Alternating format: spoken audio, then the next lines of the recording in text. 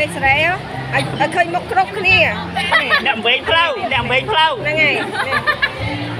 អូតោះបីខេបអ្នកមកក្រោយគេចាហើយចាំមើលខាងនេះវិញ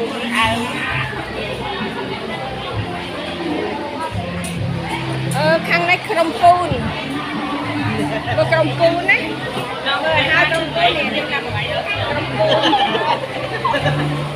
ក្រុមពូនបងប្អូនក្រុមពូនមើលមកគ្រប់គ្នាហើយក្រុមពូនមើលនេះហ្នឹងហើយខាងនេះក្រុមកំចាត់នេះក្រុមកំចាត់គ្មានសល់ទេមើលឲ្យហើយអស់ហើយក្រុមកំចាត់សល់តិចតួចគឺត្រូវកំចាត់អស់ហើយឃើញអត់នេះ